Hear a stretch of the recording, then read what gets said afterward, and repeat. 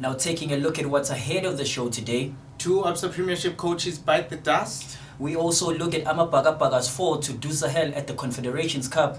And SA Under-23's hope stay alive out in Senegal in the AFCON. Let's get talking. This is The Final Whistle.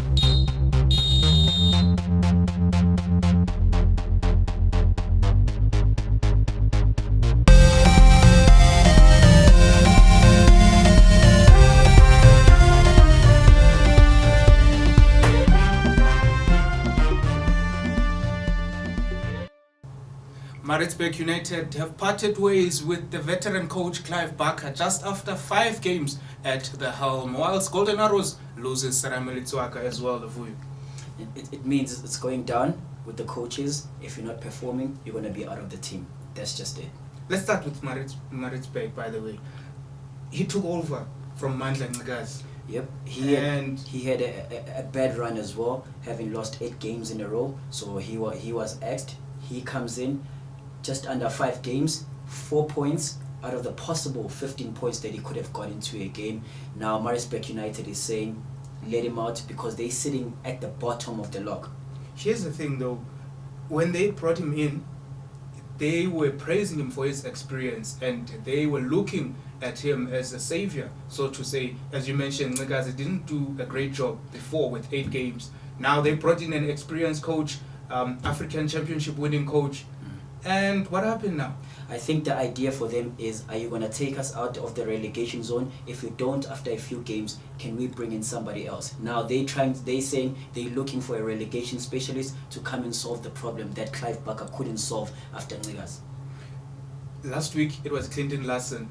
This week is Maritzburg United losing Clive Barker because they say they didn't fire him, he resigned. Sarameli Tswaka as well, in the same day, on Tuesday, he announced his resignation at Golden Arrows. Do you think teams are panicking now going into Christmas? Definitely, you want to be sitting in the right place going into Christmas so that you can come back at the second half of the season having relaxed. So if you're going to go into the first half knowing very well you're sitting at the relegation zone, it's going to be harder for you when you come back because every team in the second half of the season is coming all guns blazing. Now, I've asked you this question off air. Who's next? I don't know. Coaches are scrambling right now. They're seeing the exit door. Definitely, I would look at the bottom teams that are on the log right now. I think possible coaches from at the bottom of the log are the ones that are going to be seeing the door coming the second half of the season. Any names? I don't want to put any names any forward at this point. Well, I guess that's it when it comes to coaches in the Absa Premiership. But they are usually shown the door, but this time they see the door themselves. They are resigning from their respective team. As we go ahead and take a look at the other topic of discussion in our local football, Orlando Pirates. They went on to Tunisia and they came back empty-handed after losing against Du Sahel. Sad performance. I saw it from the start of the game as they walked in. Just in their faces it said, we're not here to win this game. You know that when you go into a game like that, the psychology of the game that's going to come in, you've got your 12 men, you've got the fans that are filling up the stadium just as much as we filled up Orlando, but they always use their 12 men better than any other team in the continent. So if you go there, you go with that psychology.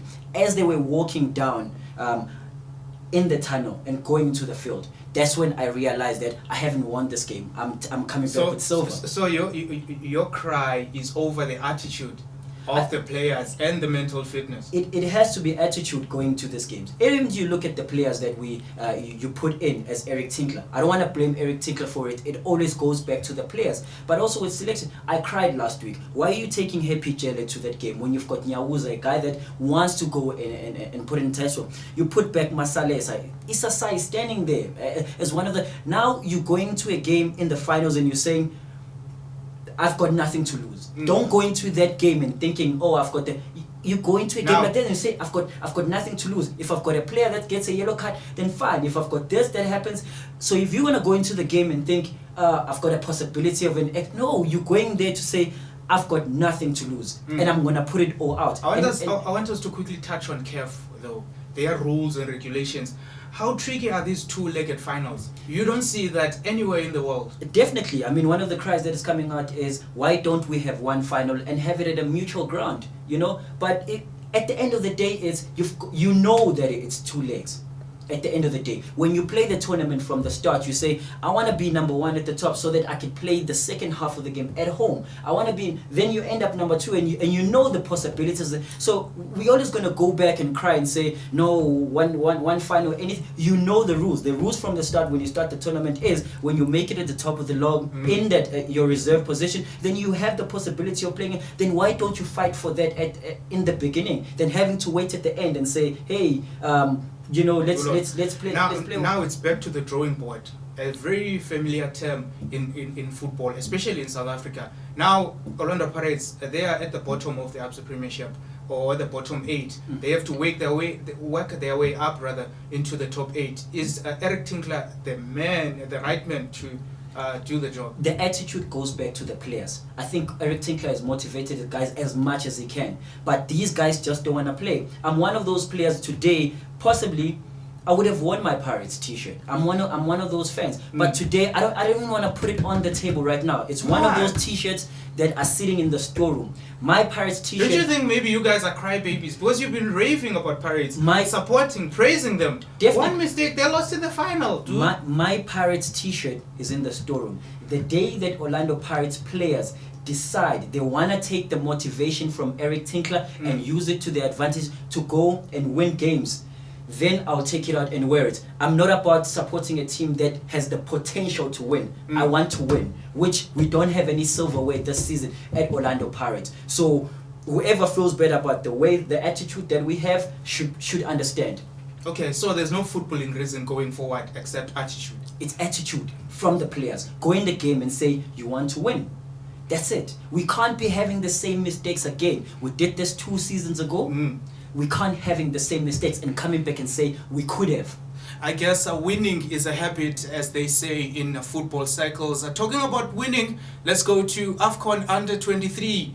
Our boys, they Amagluglu, they were in a bit of a tricky situation in the first game. They had to win the second one, and they did. Certainly, Senegal is playing at home. They want to retain the cup because they are hosting the tournament. So they came in, they beat us on the first game. We came back, we beat Zambia on the second game. Now we've got the possibility to go on second. To make it for the semi-finals if we beat Tunisia. But Tunisia as well, we are level with Tunisia. We on second and they're on third. But we are level on points. They're going out to play Zambia as well, who hasn't won in the competition as yet. So they're going to be pushing their hardest. So this needs to be a guaranteed win for Amagluglu.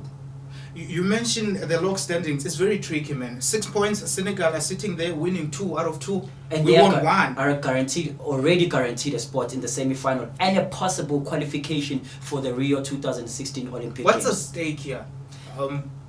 I know when you win, you're going to play in the Olympics next year. Definitely. Do you think the boys mentally, we talked about Pirates, their mental fitness and their attitude, looking at this under 23 squad, do you think we have that there?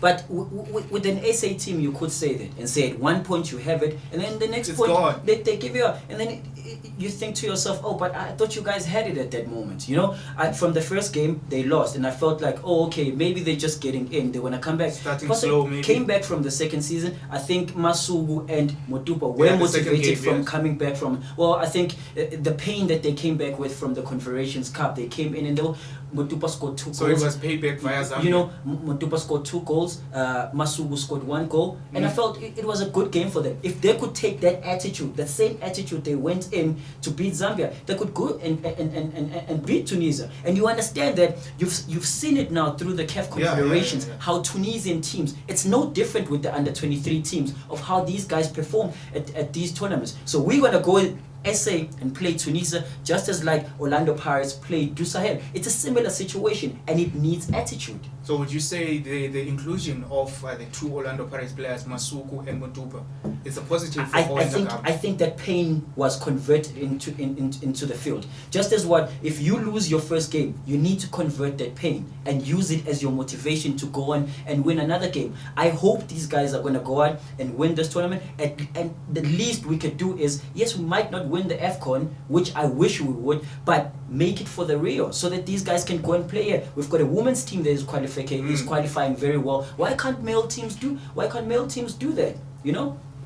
Well, that's it as we are blowing the final whistle on these topics. Remember to catch us on Facebook, The Final Whistle Mzansi, and just chat to us about your thoughts on South African football and the standard of football that we display when we go out to play in these African continents. Good luck to Amagluklu as they will be looking to clinch that spot in the Olympics 2016, that is in Rio. From myself, Lolo Mkalipi, that's all we had. We're blowing this final whistle with my final cry. Cheers.